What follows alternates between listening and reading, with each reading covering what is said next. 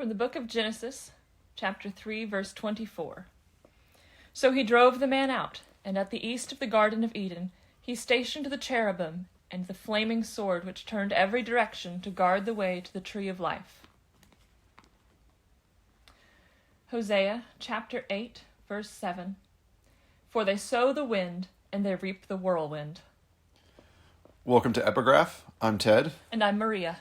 And on this episode, we are going to be discussing the children's story by Beatrix Potter, The Tale of Squirrel Nutkin.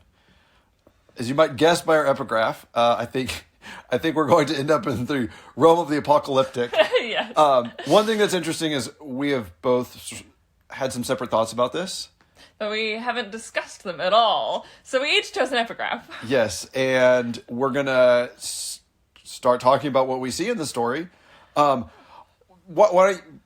Maybe without showing all of your cards yet, what's appealing to you to have a conversation about something like Squirrel Nutkin? Because I have my own reasons. Well, speaking pretty generally, yes, and that's what I'm after right now. Not specific to Squirrel Nutkin, I think there are these stories, there are often children's stories that are written by, usually by really, really smart people, I think, although I think sometimes people just get lucky. We talked about one of those recently, I think. Don't remember what it was. Yeah. But Go Dogs Go is one of them, in my opinion. That's a whole nother episode. That's a different episode. Where there's a straightforward, simple story that, if you start to think about it, really taps into some deep things, and I think you can get a lot out of it without saying, well, the author was just creating an allegory, or the author, was really trying to get at this. But it's more, what appeals to me is that when you get an author of whatever kind of story who ends up telling the truth, then it always starts to tap into these much broader things. Yeah, I would agree. I would say that's almost exactly my interest. Particularly, I think I sort of have a second level of interest in children's stories that do that. For the reason that they tend to be so short. You have so little to work with in a sense, and if it, as per the conversation we've had recently, if it's didactic, it doesn't stick with you, and so. And Beatrix Potter, she's been around for a while. She's also is late Victorian, Edwardian England. So she's been around for a little while and is enduringly popular. My children love Beatrix Potter. I really liked what you said about this sort of telling the story and then this stuff like shakes out of it.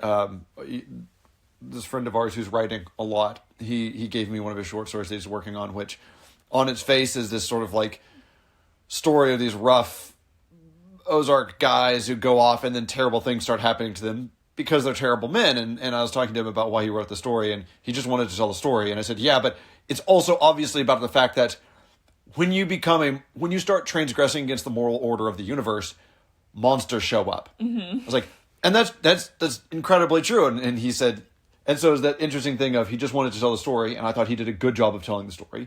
And it's a true story, and so then all this stuff came out of it without being allegory. Would you say that you have a similar impression of the Chronicles of Narnia? Because I know those, I've even suggested to you that perhaps they should be read as allegory. You've pushed back and held much more of the position that you just presented to me now. We'll get into the Chronicles of Narnia, I'm sure, in a different episode. I don't think that that's how I would frame it with that. But I do think that it is something different in the Chronicles of Narnia in that I think there Lewis was much more deliberately telling the truth with that story. What I think you get in these other stories, and I have no idea what Beatrix Potter's thought process was like when she wrote Squirrel Nutkin, but I think what you get is that these authors end up saying much more than they intended to. Yes. Yeah. Well, yes, I love that. And so then it is... Sorry, just to add. Yeah, or go for it. They are writing in such a way that they may intend all that, but they intend it in such a way that their goal is not to get you to think about those things explicitly. Right. It's right, and I think about what is the role of those stories, and it is a sort of like this base line like formation of the structure, like these structural patterns of reality, which I mean sounds really highfalutin, but like I really think that's what's going on. And Beatrix Potter in particular, like as sort of as a corpus, has that quality to it, and we'll get into that and into some of the things I see there particularly. Do you? To go to Squirrel Nutkin in particular, maybe we should go through a very brief synopsis of it, and then one of us can maybe lead off with their view of what's going on. I think that if someone listening to this doesn't know Squirrel Nutkin, just go to Project Gutenberg. They've got it there with illustrations. Excellent. It's all in public domain. Just go read it. If you're a fast reader, it'll take you less than 5 minutes. Fantastic. So we're gonna at this point we're gonna assume that everyone who's listening, everyone is familiar enough with Squirrel Nutkin to follow along. So why don't you present sort of your reading of it, why you think Squirrel Nutkin is one of those stories that we just talked about, where it's operating on there's this deep level of truth telling at the same time as just being a children's story. Well, I don't have an overarching narrative interpretation. Okay, If you do, I do. Then why don't you go for it, and I'll see if the things that I'm thinking about fit into what you're saying, or I'm always happy to push back. Right. Okay, so I would maybe a narrative pattern isn't exactly right. I would say the story is structured around a particular truth. And so when and I've read it a lot of times, but maybe in the last 6 months I read it and I finally had this aha moment with it. So you have the squirrels who are... Oh, by the way, Ted's epigraph was the Genesis. Mine was the Genesis, was the flaming sword. Mine was the whirlwind. Yeah, excellent. So it's just great. It's just great. See, you've got the squirrels. They're these sort of genteel beings, right? I mean, they in my mind, they take the place of people in the story.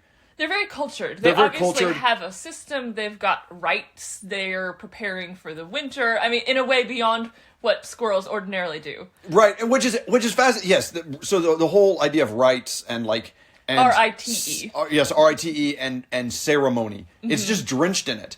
And so the drama comes from Squirrel Nutkin, who refuses to participate in that, and all the other squirrels who do.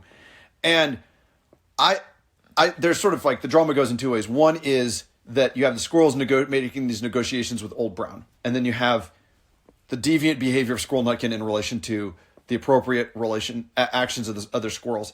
And to me, that's what it's talking about. To my reading, that's what it's talking about. Old Brown is the forces of chaos and darkness. In one sense, he is like the unknown and the chaotic and the monsters. In another sense, he's kind of like God. Mm-hmm. More of an Old Testament relationship to God. And so the story is, if you I'm going to say not an Old Testament relationship to God, but like a Greek relationship to God. More like a Greek relationship to God. Although I think you can raise it up a level, but we can argue about that later. But the pattern is, you want life. You need the things that provide life for you, right? There's the island that has all the nuts on it. And it's interesting to think about, like, even in illustrations, why do they have to go to the island? Why are they going to the island? That's one of the things I wanted to find out what you think about it, because there's no indication in the story. Why are they leaving their woods where they live? Excellent. And yes. Crossing the lake to the island? So they go to the island, and there's this guardian, right? And you can see where my line comes from, right? It's this isolated place of abundance, and there is the guardian there. What do you do? Well, you make offerings, you make sacrifices to it, and in return, you get what you need for life. And this is I think this meshes like really strongly with the sort of Jordan Peterson idea of sacrifice, which is that you give things up for greater good later. And so you've got the squirrels they've got the right relationship with the otherness, right? Who is embodied in old Mr. Brown. I mean, he's old, right? He's old. He lives in a tree, which is also fascinating to me. It's centered around a tree. There's this old creature that inhabits a tree, and you have to come and bring sacrifices to it, and then it will let you live. And Nutkin doesn't do that. He flaunts it. Not only does he not bring sacrifices, but he mocks the owl, right? So that's sort of part of it. And then in that sense, that's teaching us, sort of embodying a structure that I think is a very primitive, and I mean that kind of in a technical sense, a primitive way of understanding the universe, right? That there is something out there that you owe things to. That's probably the best way to put it. You owe things to something because you live. right? You're receiving all of these good things from the universe that allow you to be alive, allow you to continue to exist, and you have an obligation to give part of that up to that sort of that gatekeeper or that source. Although it's interesting, well, let me like I want to add one more thing to that, and then we can go. What's interesting to me about the story about Squirrel Nutkin that strikes me as really deeply true is it's not just, listen, you need to make your sacrifices, you need to live rightly, you need to participate in the patterns, you need to have good manners. You can say all of these different things. But that Squirrel Nutkin transgresses against the owl for a long time. He mocks and he mocks and he mocks, and he gets more bold because he's been mocking. And then all of a sudden it comes crashing down on him.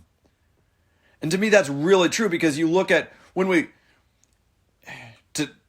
it seems to me sort of to be the sort of fundamental disagreement with, let's say, utilitarianism or ends justify the means. You say, okay, well, or consequentialism. It's like, well, on what timeline are we talking about? Because if you extend a consequentialism to a cosmic timeline, I would say yes. Mm-hmm. Do the things that don't bring about badness, and do the things that bring about goodness. But you can't shorten things up. And so the whole so much of the drama in the story comes from the fact that, especially if you've read it before, you know what's coming for Squirrel Nutkin, and he doesn't, and he thinks he can get away with it. And it's sort of, you get an echo of that too in the fact that all the other squirrels are preparing for winter and Squirrel Nutkin isn't. So it's like, if the owl doesn't get him, he's going to starve because he's being a fool.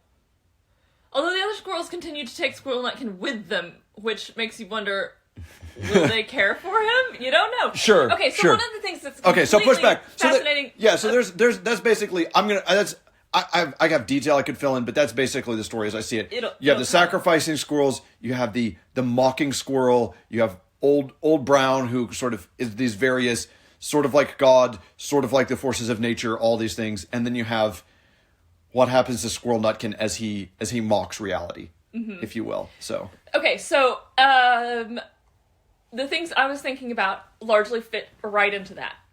So I was thinking about Squirrel Nutkin as someone who thinks that he can avoid the consequences of what he's doing. He obviously, by the end of the story, right before the crisis, considers himself untouchable. Literally above old Mr. Brown.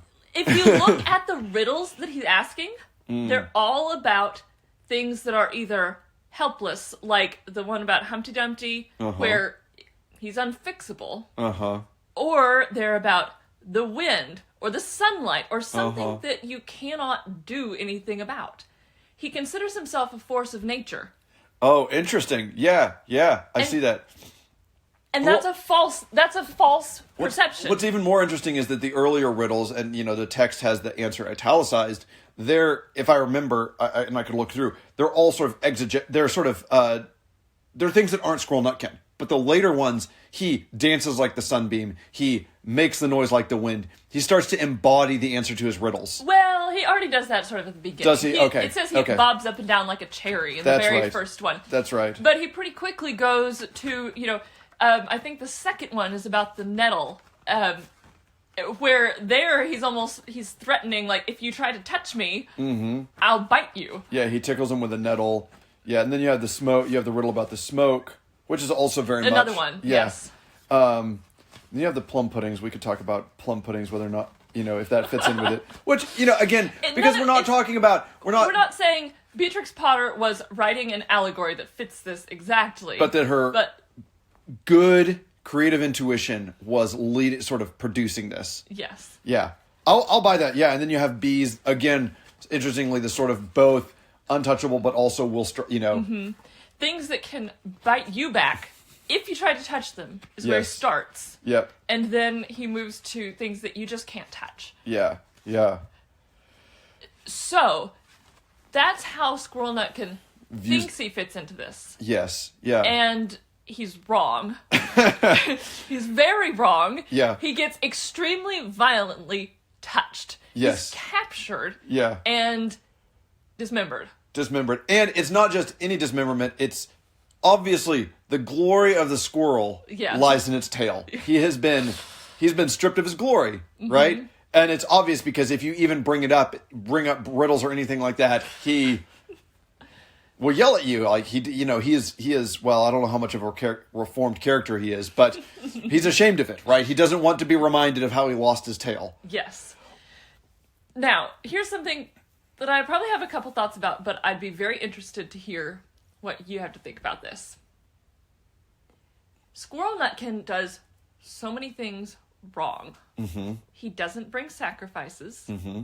He has no manners. Mm-hmm. He's entirely improvident. Mm-hmm. He plays games while the other squirrels are working hard. Mm-hmm.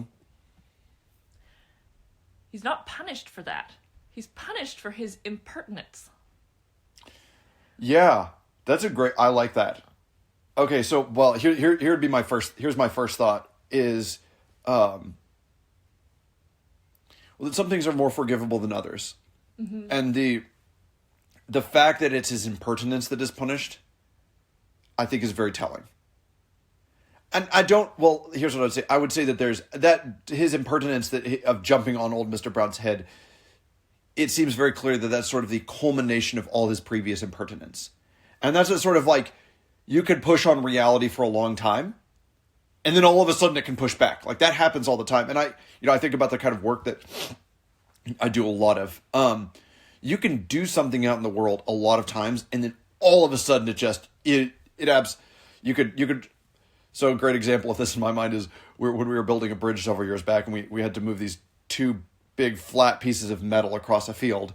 We had these 15-ton excavators, one on each end of it, and they're driving, holding this thing off the ground with chains.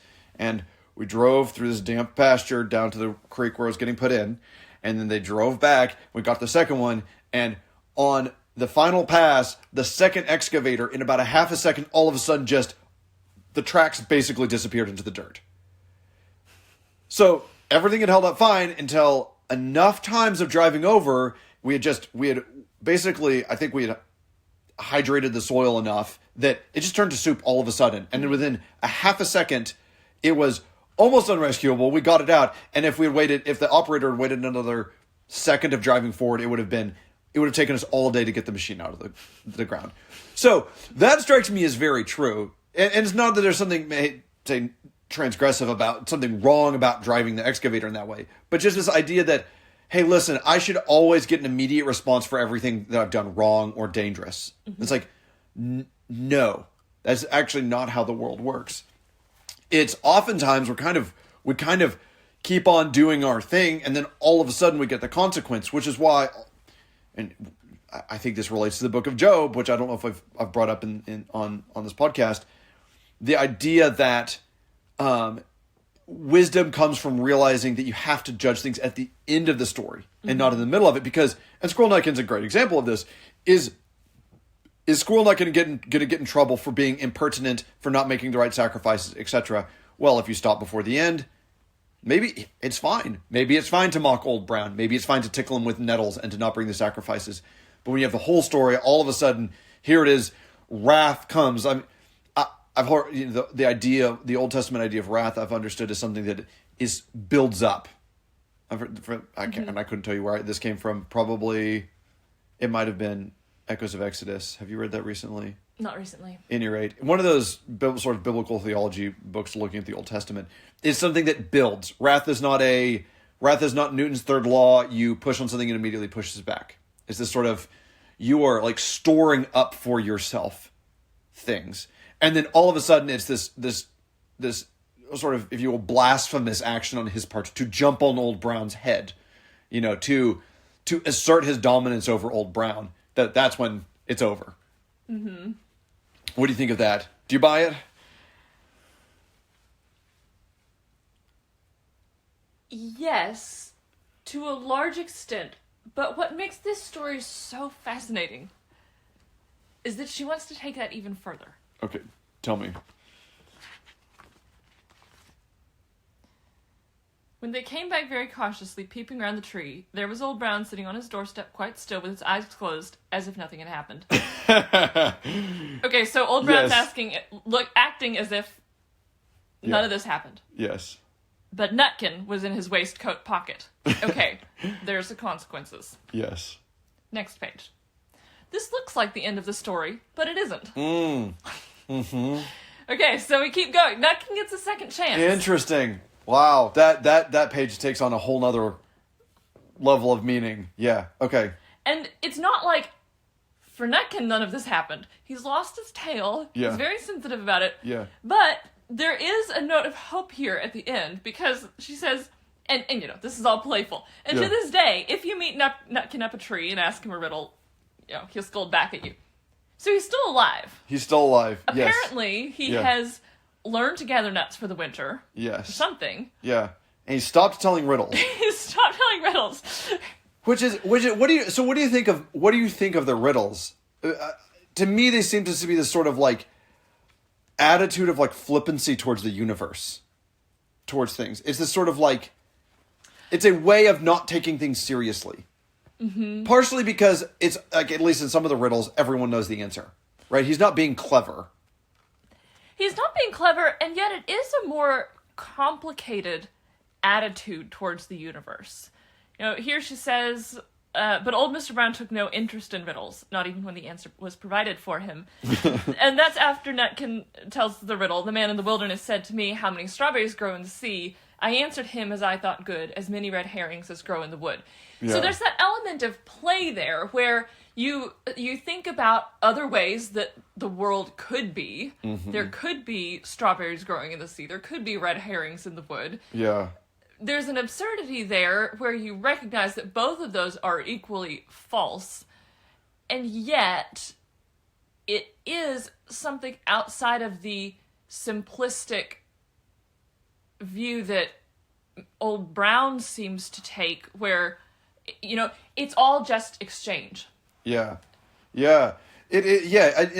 Well, to your earlier comment about, you know, him being maybe more like a Greek god than Yahweh of the Old Testament. I think there's a lot there. Like he's sort of like one of the old gods, one of the pagan gods, and in the sense that let's say he has an agenda and it's not ours, right? Mm-hmm. It doesn't really bear much relation to ours, and so he doesn't take any interest in, you know, Nutkin's speculation, you know, playful or mocking, but he's very interested, you know. But it says now old Mr. What is it? There's the one line. Now old Mr. Brown took an interest in eggs. In eggs, yes.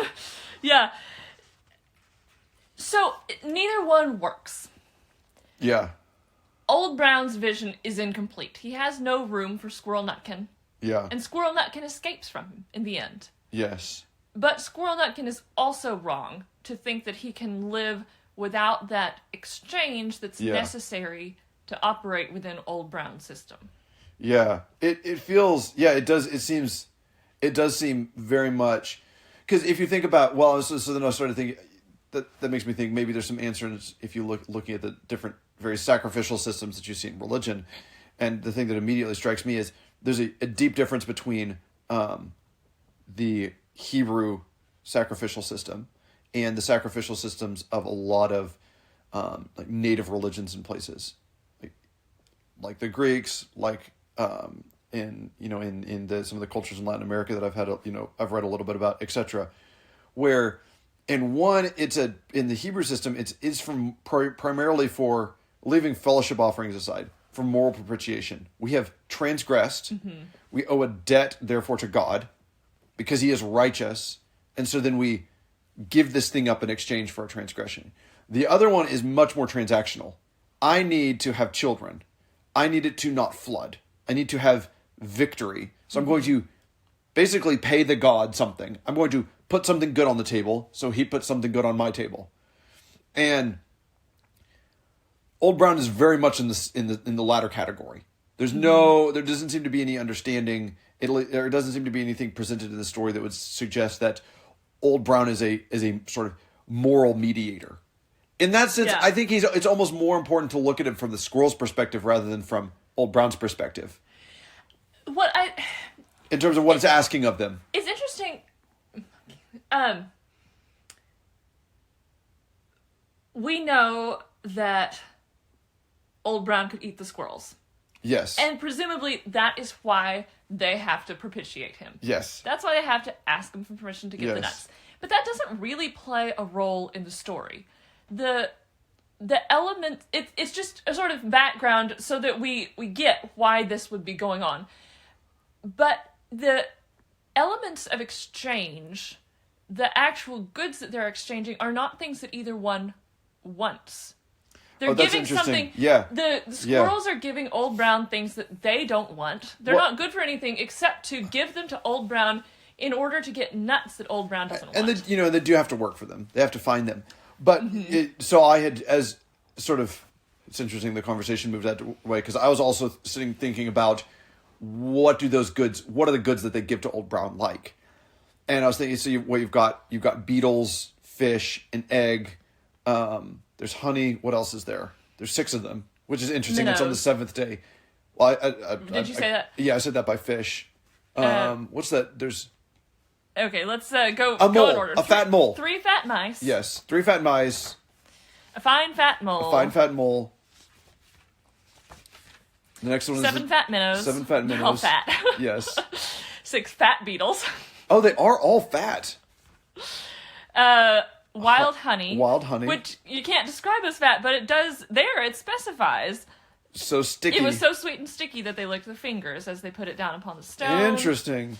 And on the 6 a new days laid an egg. That's the last one. In a little rush basket. In a little rush basket. Interesting. All those details are so fascinating. So I'm going to drop the honey as out for a last parting present for Old Brown. Interesting. I'm going to drop the honey out for now. You can tell me if you see a way to integrate this. But okay. One of the things that I thought was very interesting is everything else is very perishable. The fish rot, insects rot, animals rot, the eggs rot. Uh-huh. What are they trading them for? Nuts. Something that's going to last them all winter. So, and clearly the idea of sacrifice, I mean, this is just an interesting sort of sacrifice really broadly. What are you doing when you sacrifice? You're giving up something you're going to lose anyway. Mm-hmm. In order to gain something that you don't lose. Something that lasts. Something that endures. I find that really interesting that there's this pattern of they give up something that is very temporal. I mean, this is a very Christian idea of sacrifice. They're giving up something now. Maybe if you take out that perishable versus imperishable, it's like, well, what am I going to do when I go to school I sacrifice my time to school, right? I sacrifice this time that I have now as a youth, but that's going to go away for the enduring thing, which is education, training, knowledge, etc., that's going to continue to serve me for a long time, that will be preserved in me, right? Mm-hmm. You can think about this all kinds of ways. I'm going to sacrifice these sort of short-term, fluffy relationships and get married, which is something that will last. You know, you can see over and over and over that same pattern. That's good sacrifice. That's maybe not a good religious sacrifice, but a good life sacrifice. That's the pattern I see. Mm-hmm. You know, I went to Wheaton College. One of the other alumni from Wheaton, long before my time, of course, was Todd Beamer, who helped storm the cockpit on one of the 9/11 flights. Oh, and wow. steer it away. So there's a student center there named after him, and on the wall it has a quote from him, which I love. You know, a lot of those quotes get so corny when they put them there. But the quote, if I'm remembering it right, is, "He is no fool who gives what he cannot keep to gain what he cannot lose." I actually know where he got that. That's from Jim Elliot, who was a Protestant missionary who went to the Amazon and got killed. Am I getting this completely mixed up? Jim Elliot also went to Wheaton. Oh, really? It might be Jim Elliot. I know that's from Jim Elliot. But yes. Maybe it's a Jim Elliot quote in the Beamer Student Center. That could definitely That might be it. Okay. I mean, they both sacrificed their lives. Yes. In Christian sacrifice. Yeah. Yeah, that's sort of the turn. That's sort of the turn when you take Squirrel Nutkin and you say, this is a way of looking at how do we operate in the world. Mm-hmm. And then all of a sudden you say, well, no, how do we operate in not just nature, but in supernature, right? What is this sort of the how should we act out in supernatural reality? And it's like, yes, give up the things that are going to rot and get the bread that sustains you, right? The thing that will last through the winter, right? Which is death, by the way. So I wanted to, what can I, if unless you've got something else here, I want to bring something up that I found interesting. Go for it. So in a book I read recently on the Inklings, and I think you read it too. Do you remember that part where it talks about C.S. Lewis being impacted by Squirrel Nutkin? He talks about how it was his experience of pure autumn. He said that, and it's talking about in from some of his writings, these really deeply impactful moments in his life, which the other one that I recall from that, and I find very similar, is his older brother, when they were both young, maybe 8 and 10 or something like that. His older brother Warnie had made this tiny like diorama garden in a pie pan. Mm-hmm. So, out of moss and some other things. And Lewis, looking at it, he later then associated that moment that he had with his understanding of Eden. There was something so, I guess he would describe it as like heartbreakingly precious, not precious in like the trite sense, but like precious in the valuable sense about that tiny garden. It was like, it's like jewel, like here it is. And I think that is very related to the island. The idea of the island, right? It's this thing set in the water, right? Mm-hmm. There it is. It's isolated. It's full of this just precious beauty. Part of the appeal of England. Part of the appeal of England, absolutely. Or to quote Lewis again, it is impossible to regard anything that is surrounded by a wall as common. Yes. And so there's this that I think that's part of the idea of the island. It's also Beatrix Potter more broadly, I think, is deeply Edenic. Mm-hmm. When you look at her illustrations, they're sort of England, but everywhere looks like a garden. Everywhere looks like a garden, and you have a bunch of animals running around talking with people. Mm-hmm. In this sort of lion and the lamb scenario where you have predatory animals that aren't always eating each other. And then sometimes they are, and they never really seem to care. That's the interesting thing, right? There's other stories where there's moles and mice that are main characters. And here they are bringing them as offerings, and you think, well, hold on, like, was that mouse someone's friend? And it's like, I know. It kind of doesn't matter. But it doesn't go there. It doesn't go there. There's death operates in a different way, and so I think, to me, it fits really well that it's this it's this island in the middle of, I guess, a Scottish loch, I don't know, or the Lake District or something. It doesn't matter. I mean, it's like, even the illustrations, when you look at it, the autumn hills fade away into clouds. They look like colored clouds. You just have this floating island. I mean, again, with Lewis, I was like, how much of Perelandra did he get from growing up on Beatrix Potter? There's a little bit, there's some of that there, right? The floating islands. And I know that other people have seen the connection between the floating islands and that experience that he had with Warnie's little miniature garden. But for us, right, we go to the garden. I really think, like, we're the squirrels, and you go to the garden, and boy, there's still an owl in the garden. Mm-hmm. And that owl will bite you if you don't act right.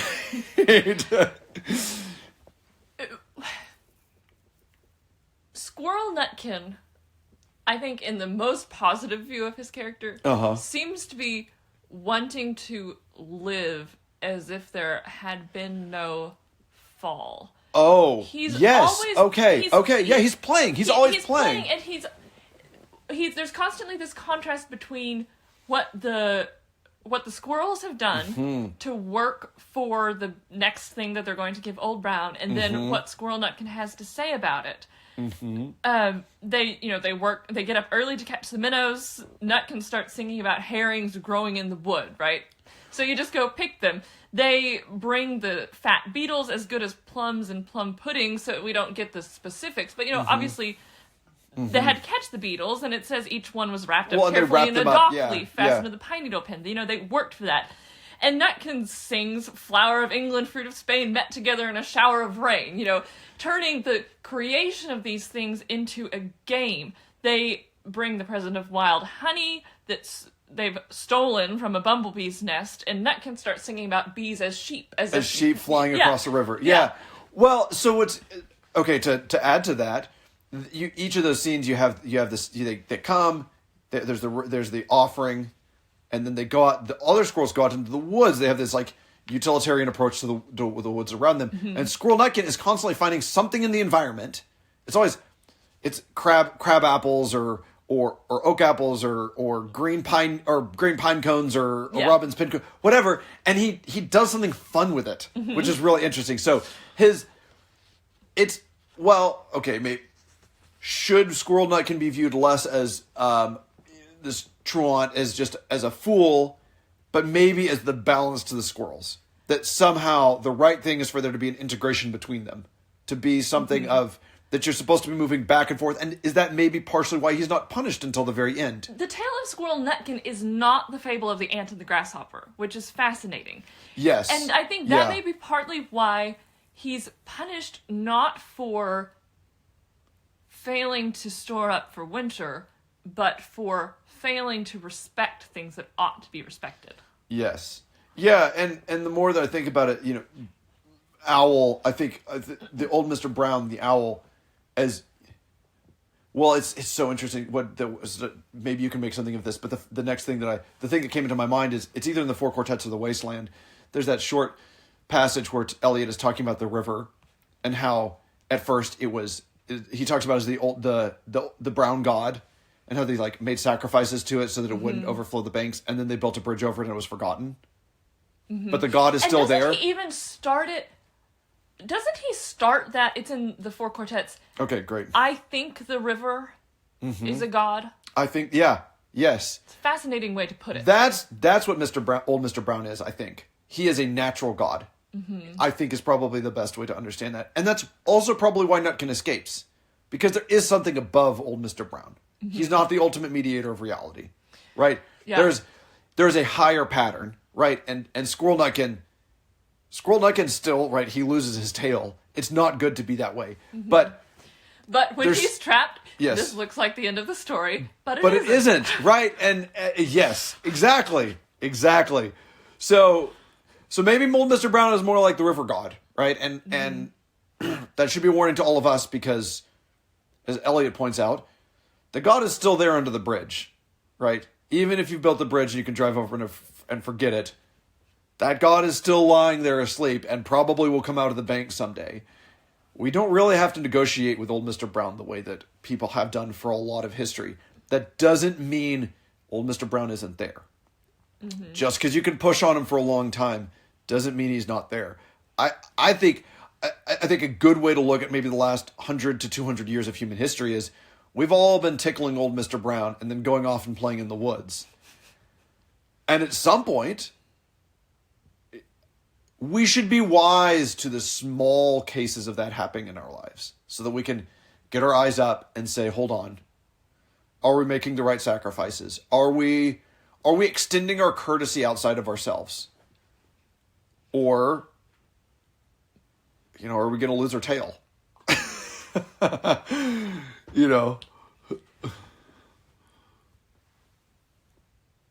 What do you think of the idea of courtesy as an important part of interacting rightly with the world? I'm completely on board. Yes, but in what Okay. way? Why is it? Okay, so what does it do? What does it Why do? is Squirrel Nutkin wrong to be discourteous? Why is he wrong to be Which is his, discourteous? I think, ultimate sin. Okay, so we'll start somewhere and try to work back around. This is pretty short though. Something that I've been thinking about a lot is manners. Like, why do we teach our children manners? And one of the most obvious one is, so other people like them. Because if you raise your children to be obnoxious or insufferable, it's like they're gonna have a really bad life. But that's sort of the social utilitarian view of it, and that's great, and you should do it for that reason. But then it was sort of a cast-off phrase from a priest in the last couple of weeks talking about prayer, and then relating to that, saying to learning please and thank you. And so I've been thinking about this a lot in terms of, so what are the basic aspects of household courtesy? It's yes or no, sir, to the parents. It's please, it's thank you, and I'm sorry. And think about that so not just in terms of how do you become a likable person, but like, what does that teach you about the structure of reality? And it's like, it's gratitude, it's repentance, it's respect, and I guess please is sort of respect and gratitude at the same time. And givenness, actually. That's what please is. You have to ask for things. Things are given to you. And so when I think about, okay, well, those are very important morally speaking for your moral orientation towards reality, and also for real happiness. I think if you didn't have those things, you would be from the get-go incapable of happiness. That just seems like a baseline truth to me. If you're not grateful, if you're not polite, if you can't repent, you will never, ever be happy. And so I guess one of my answers is nature corresponds to supernature. The things that work in supernatural reality generally work in natural reality on some plane. And to more specifically, I don't know if maybe we can work to some sort of overarching theory, but I can think of a lot of specifics where it makes a lot of sense. Okay, so you've got something that has a margin to it. Say a population of fish or a population of deer or the grass in a field. You can take from it and it will be okay. And if you take from it the way you're taking from food from a table at a dinner party, everything will be fine. You'll get what you need. Things are not lost. Things may be better in that environment. Specifically, there's some interesting ecological patterns that result in actually there being more when you take some from it. But if you act like the bad guest, you can ruin the party for everyone, right? You take enough, all of a sudden, things start to collapse. No one gets any fish. There's all these knock-on damage to the things around. So I don't know that I have a great answer for why that's the exact same thing, but it is. So, and then another way, because when you think about how should we treat the world, that's the same question is how should we manage our desires? Because we interact with the world because we desire things, whether they're just, I need something for my stomach, all the way up to, I desire beauty, and everything in between. And so what you want and the way that you respond to your desire is the same thing as how you treat the world around you and also how you treat other people. So courtesy, to go back to sort of this politeness is a framework for moral formation. It's politeness, courtesy is reining in your desire, because if you try to teach a child to be polite, you will learn very quickly that they don't want to be polite, at least some of the time. Sometimes none of the time. And so what you're saying is, I know you want to act this way, but I'm telling you, you can't. You have to look outside of yourself to a different kind of pattern that meshes with everyone else. And so that kind of, you are ordering your desires, not necessarily to a telos, but to a pattern, which is sort of like a telos down at a lower level, right? You have a pattern that gets you to an end. But the interesting thing is you don't have to know what the end is to embody the pattern, to inhabit the pattern and for it to work, which is very interesting. Mm-hmm. But I think that's what's going on there. It is both human courtesy and this sort of courtesy towards the natural world. It's all about the same appropriate order of desire. It's not too much. Be grateful. Look higher up for fulfillment than things low down. It's recognize that there's something on the other side of things. Mm-hmm. You're not just you in a dead universe grasping at things. Interesting. So that's I would call it a vertical. Yes, that's a very vertical view of manners. I would agree with that. I tend to think of them much more in horizontal terms, and manners being part of a respect for other people that leads you in your right ordering. Yeah. It is one of the ways that you say that you submit yourself to other people. That you subordinate your desires to their needs. And the curious thing about it, I find, is that it is a way that you show respect for other people, but it also reciprocates in that when other people are courteous, I respect them more. Yeah. Well, so when other people are courteous, it's easier to be courteous back to them because absolutely. The respect that the courtesy implies is more and more real. Well, then I would to take what I think is the Thomistic view, then of charity, and to one degree is that, well, we'll leave Thomas aside. This is what I think. Courtesy is the transposition of charity to the social. Because the first thing that struck my mind when you were talking about that quality of courtesy, that it creates courtesy in other people, is Dante's extraordinary and sort of literally famous metaphor of love in heaven as the thing that the more you give it away, the more of it there is. Heaven is the place where every soul is a perfectly polished mirror that reflects the light of charity. And so the more souls you fit into heaven, the more charities there is bouncing around. And so that's on the moral level. On the social level, courtesy does the exact same thing. It has the same function, which makes me think it's probably the same thing. Also, partially because the more charity you have, the more courteous you are. You can have courtesy without having charity, but I don't know that you can have charity without having courtesy.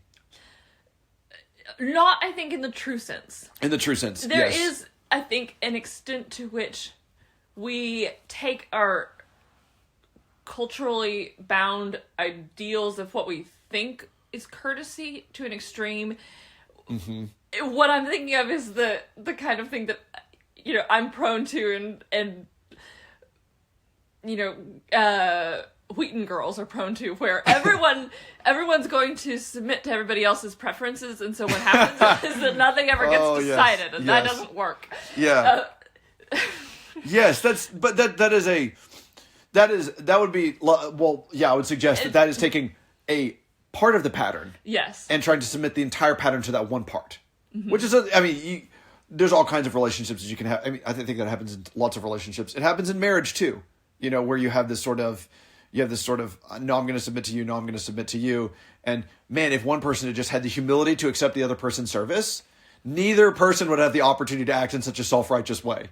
And then be mad at each other. It's like, so, okay, I want to, again, where this is kind of vertical, but I want to take it down one more step. And I give you an idea, because I think it really relates. I think this professor's name is Don Wetzel. I'm not completely certain, but he has a fascinating series of lectures on YouTube that he recorded in the woods in New England on New England forests, on the ecology of New England forests. One of them is this is just something that I find astonishing. He's able to go out in the woods and say, there's like a lump in the dirt. And he said, that fell down. That's from a tree, a spruce tree that was blown over between 6 p.m. and 9 p.m. on October 6th, 1897. Or something like that.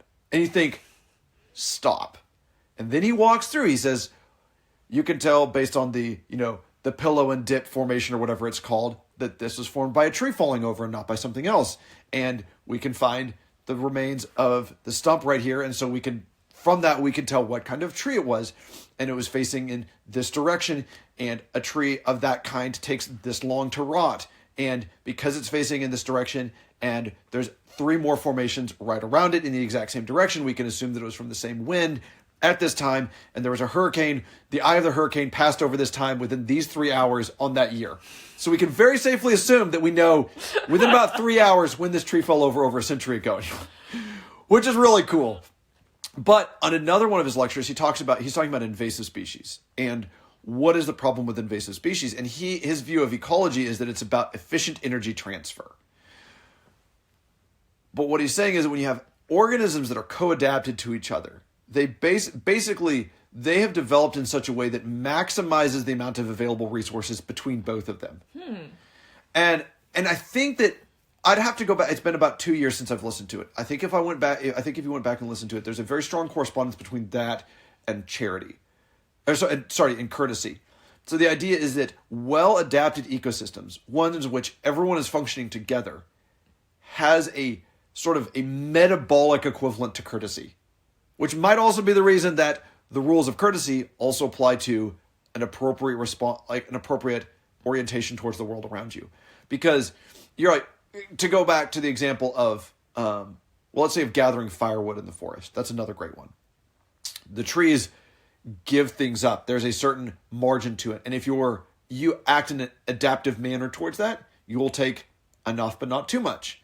And then you'll actually invigorate the growth of the forest, and there's more firewood available for you in the long term. Now, in the short term, if you're maladapted to it, you can take and take and take and take, and then nothing's gone, and you've destroyed the microclimate that allows trees to grow well there. So then they really don't want to grow back, and you just get some scrubby growth. And there's this aspect of you're sort of like you're walking down this path of what produces the most like flourishing in as many different parties as possible. Which is very similar to courtesy in my mind. You mentioned co-adapted, which is really like that term. Thinking about it in terms of human social interactions, which is where we place courtesy. Yes.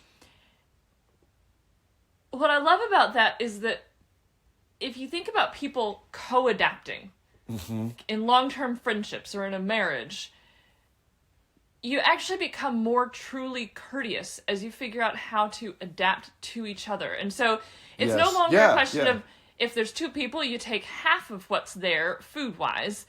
You start to learn, well, you don't really like the carrots and I like them, so I'm going to take more of them and give you more of something that you like.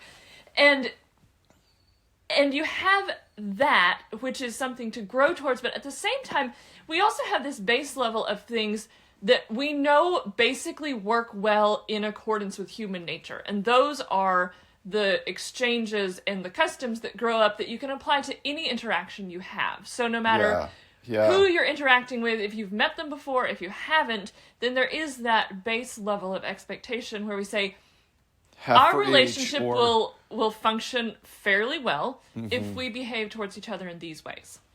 That is interesting. I really like your example of like how maybe a husband and a wife might divide up food, like later on, because to the outside it can have the appearance of selfishness, of some sort of selfishness or unfairness or something like that. But what's really being exhibited is, as you say, a very mature form of courtesy. Is a matured in the sense of not like both parties are mature, but matured in the sense of it's taken a long time to develop. It's like a well-developed kind of courtesy. And I think, and so that is, I want to keep pondering that. The idea that you can, I don't like the word efficiency in general, but there's sort of this efficiency that you can come to, this sort of relational efficiency where you can realize, well, and this comes It's efficiency in the sense of almost reducing friction. Yes. And that's Your also relationship runs more smoothly because you know these things about each other and you have figured out basically how to get rid of the unnecessary subordination of desires in some ways. Like you figured out in this relationship, it's okay for me to have this desire if I'm subordinating this other desire. You're reordering them on the basis of the specific context. And so this gets into the idea of what's the, I'm blanking out on the word I want. But you have these broader principles, you know, sort of the idea of human law being determinations of natural law. Yeah, it's an instantiation. It's an instantiation of it. So you have these broader principles, and because now you have more knowledge of the specifics, you're able to better adapt the larger principles to the situation. Right. Which is why I think there's sort of a middle level of that too, which is the fact that there are different customs in different places. Like, we don't go around kissing each other on the cheek when we meet each other, like they did in Latin America. Doesn't mean we love each other less than people in Latin America do. It's just, we've come to different forms of it to express these things. And it's not like one's wrong or the other one's. They're different ways of working out those higher order principles into that particular thing. If we can go back to what you're saying about sort of this negotiation of the fact that we've got different desires in this relationship, and so it's like, how much do I need to give them up? And sort of that maturation actually sometimes has to do with like allowing someone's desire to be expressed, and it's not just clamp that down, you don't get extra buttered carrots, we're splitting them half and half and you got to get over that. So what struck me about that is that that seems like a remarkably humble view of things. Actually, it says, look, we are limited and we're finite. Should I really spend that much energy trying to get over my love of buttered carrots when you really don't care that much? When you don't care, that's what it... And so it says, okay, we're going to express this courtesy, and the idea is that by freeing one another up to really love each other, it's going to come back around, and like, because I'm being fulfilled in these other ways, I'm also going to care less about buttered carrots in the long run, right? I'm not going to like bare my teeth at you or like have this long-term resentment. I think about all the stuff Lewis brings up, you know, like these obviously very real examples of like bordering on sociopathic like home situations and like the Screwtape Letters or something, you know, the like Yes. you know, like the mother that he's living with, things like that, where like obviously Lewis has lived in that. There's this sort of relaxing and saying, look, like I get that I really like this and it's silly and like maybe in 5 years I won't care anymore, but for the time being can we kind of work with where I am? And so there's such a freedom to that, and I think that comes from real knowledge. From real knowledge and relationship, which, I really like that. I think there's a lot of wisdom in seeing that and taking being able to take the long view on those things with people, and that's just a great opportunity for humility to look at that and say I understand that I have silly needs. And we can work with those. I understand that you have silly needs and we can work with those. And I shouldn't, you know, feel like neither of us should be thinking less of each other because we have silly needs that need to be worked around. There are these sort of like quirks to just get over. And it's a getting past those that I think you really, and through those, because I mean, what greater blessing is it than to give up something you don't really care about that much for someone else? Who desperately wants it. Like, that's actually really fun. There's this great opportunity for fun there. Squirrel Nutkin has some depth to it. I'm not too surprised. I'm not sure how much that last part is really in Squirrel Nutkin, but it does present us with the opportunity to think about, why is courtesy important? What do we and do for that with matter, it in why the world? and then why is a good way to talk about courtesy a story about squirrels bringing sacrifices to an owl? I mean, there really is. It should tell us this isn't arbitrary. It's not some social construct. We're actually engaging with reality as it is when we are courteous towards one another. And courtesy is part of relating rightly to the structure in which we live. Yes. It seems like a good place to stop.